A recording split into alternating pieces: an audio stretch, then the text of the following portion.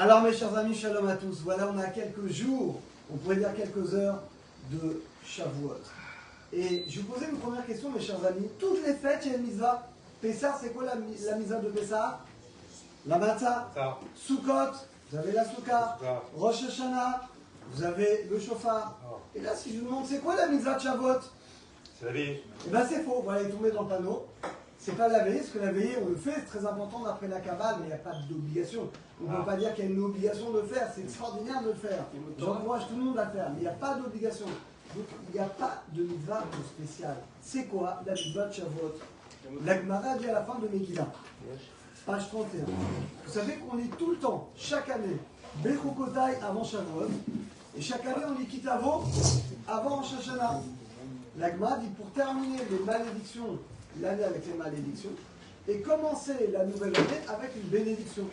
Alors je comprends pour les Kitavo avant Rosh Hashanah, mais là Shavuot, pourquoi on lit les malédictions de Bechukotai avant Shavuot?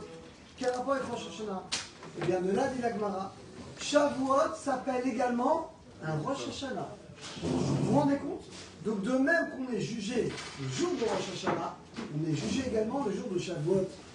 Alors, pourquoi on a besoin de deux jugements? Ça ne suffit pas le jugement de Rosh Hashanah. Et sur quoi on est jugé? Alors la Mishnah a dit, Danin Perot Aïlan. On va juger les fruits de l'arbre. C'est quoi les fruits de l'arbre? Pourquoi on a besoin de... Qu'est-ce qu'on représente les fruits de l'arbre? Alors en réalité, mes chers amis, le Shla Kadosh nous dit, c'est quoi les fruits de l'arbre? Qui on appelle l'arbre dans la Torah? Dans la Torah, dans cette Devarim, Adam est Asadeh. L'arbre des champs, c'est l'homme. Quand on dit qu'on va juger les fruits de l'arbre, c'est quoi? C'est les fruits de l'homme. C'est quoi les fruits d'un homme? C'est la Torah. C'est les mitzvot. On va nous juger au niveau spirituel. En réalité, mes chers amis, on a besoin de deux Rosh Hashanah. Le Rosh Hashanah classique, on est jugé sur le matériel, la parnassa, la santé, la vie, la mort, tout. Mais Shavuot, on est jugé sur quoi? Sur le spirituel, sur l'étude de la Torah. Il y a un Yerushalmi qui est incroyable. Yerushalmi demande pourquoi il n'y a pas écrit Korban Khatat. Toutes les fêtes, c'est écrit qu'il y a un Korban Khatat. Shavuot, il n'y a pas de Korban Khatat. Et là, nous dit Yerushalmi, écoutez bien. Kivan shekibaltem et Torah, comme vous avez reçu la Torah, Ani ma'ale alechem, kilu l'uchazatem kol chalechem. Je vous le compte comme si vous n'avez pas fêté de toute votre vie. Ça, mes chers amis, on n'a jamais vu ça. Même le jour de Kippour, c'est pas écrit ça. Même le jour de Kippour, c'est écrit que le pardon des fautes est conditionné à la tchouva, t'as regretté, t'as fait le vidouille, Kabbalah lative. Mais là, à Shavuot, c'est écrit dans les Yerushalmi que non. Si tu acceptes la Torah, c'est comme si tu n'as pas fauté de toute ta vie. En réalité, mes chers amis, il y a deux manières de faire tchouva. Il y a une manière classique, c'est la manière qu'on fait toute l'année, mais surtout le mois d'Elul, les Rosh Hashanah Kippour. Il y a les trois étapes. Il faut regretter la faute, il faut faire le vidou, l'ablu verbal, et il faut faire Kabbalah ladite. Ça, c'est la tchouva classique. Mais il y a une autre tchouva qui est encore plus grande. C'est la tchouva de Shavuot. C'est quoi la tchouva de Shavuot? C'est de prendre sur nous la Kabbalah Torah de manière totale, avec amour, avec joie, avec la crainte. Nous dit la Gemara, celui qui prend, et c'est toute la raison de la veillée, toute la raison de l'étude qu'on va faire, quelqu'un qui prend sur lui l'étude de la Torah, mais vraiment, pas étudier, vraiment, il prend sur lui vraiment d'étudier la Torah le maximum qu'il peut. Il prend sur lui de respecter toutes les mitzvot de la Torah, il fait le maximum. Celui qui prend sur lui le joug de la Torah, la Gemara dit, c'est comme si finalement tu es une nouvelle personne, tu n'as jamais fauté de toute ta vie. Tu dis, mais pourtant j'ai fait des fautes. Maintenant, tu es une nouvelle personne. Tu es lié à la Torah c'est Akadosh Baruch Hu. Elle est infinie, elle est comme Akadosh Baruch Hu. Quand tu te lies à la Torah, tu deviens spirituel, tu te branches à Hachem. Or, pourquoi tu as fauté? Tu as fauté parce que tu es lié au monde matériel. Mais quand tu te lies à Akadosh Baruch Hu, il n'y a plus de faute. Et Hachem te compte comme si tu n'as pas fait finalement de faute de toute ta vie. Vous allez me dire, mais à quel moment, Laurent, on reçoit la Torah? À quel moment dans Shavuot? Alors, il dit le Gondovna, il y a trois parties dans la Torah. Ashabara, Banu, Nikolamim, on le dit tous les matins, c'est quand la veille de Matan Torah, le 5 Sivan, Moshe Rabbeinu nous a trempé au milieu, on s'est converti Kaviachol pour recevoir la Torah. Ça, c'est la veille de Matan Torah. Venatan lanu et Torato, c'est au passé, c'est quand on a reçu la Torah écrite. Bochat Hashem noten la Torah, c'est au présent. On remercie Hashem qui nous donne la Torah, c'est la Torah orale.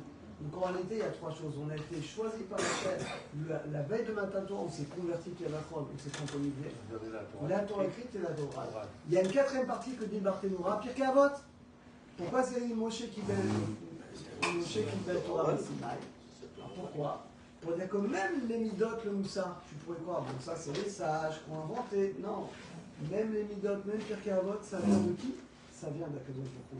On a, mes chers amis, ces quatre parties. Donc on a l'élection par Akadosh Baruch Hu, Torah écrite, Torah orale et les Midot finalement.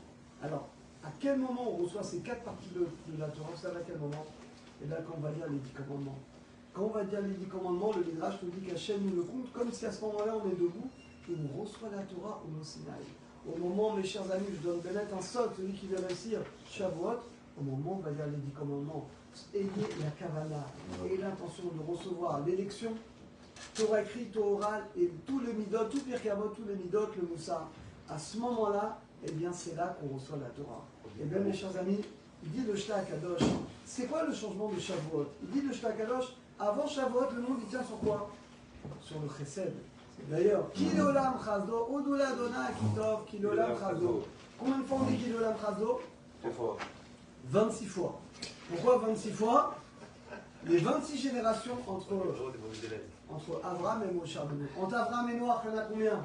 10. Noach et Abraham, il y en a 10. Abraham, Israël, Yaakov, Lévi, Kéat, Moshe. Il y a 26 générations entre Abraham Arishon et entre Moshe Rabbeinu. Kilolam Chazdo, le monde il tient maintenant, il tenait sur le Chesed. À partir de Matan Torah, le monde il tient sur quoi? Il tient plus sur le Chesed Hashem. Vous savez sur quoi il tient? Sur la Torah. Est-ce que Abraham il a étudié la Torah tous les jours? Oui. Sérieux? C'est toi qui vas faire exister le monde si tu étudies la Torah. Mes chers amis, Shavuot, la grandeur du jour de Shavuot, c'est que maintenant, on fait que maintenant, le monde il tient sur l'étude de la Torah. C'est toi, par ton étude, qui va décider si tu envoies l'influence au monde exister ou pas. Et bien, mes chers amis, on a répondu à toutes les questions. On a compris qu'en réalité, Shavuot, c'est Yom Hadil. On est jugé sur le spirituel, sur les fruits de l'arbre, sur nos fruits à nous, sur la Torah et la Mitzvot. Sur quoi on est jugé? Sur l'étude de la Torah. Tout ce que tu vas comprendre l'année prochaine, de ce Shavuot-là jusqu'à Shavuot prochain, ça va être décidé quand? Ça va être durant cette veillée, durant cette nuit de Torah. Tout ce que tu vas être paisible dans l'année, tu vas étudier la Torah, tout ce que tu vas comprendre, tout ce que tu vas étudier, ça va être décidé quand? Durant la veillée de Shavuot.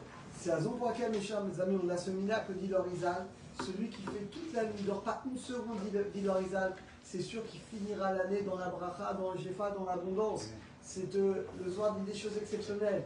Celui qui fait la veillée, il aura 70 courants des mondes supérieurs. Il sera inscrit dans le livre des souvenirs. Des promesses qui sont extraordinaires. Donc je vous encourage vivement chacun d'entre nous à faire la veillée. Vous vous reposez dimanche pour être en forme dimanche soir des Hachem. Et que quand on va arriver au 10 commandements, on reçoive la Torah avec joie. Et par ce mérite, on méritera qu'on va réussir le Rosh Hashanah de Shavuot. Et on recevra beaucoup de Torah jusqu'au Shavuot de l'année prochaine.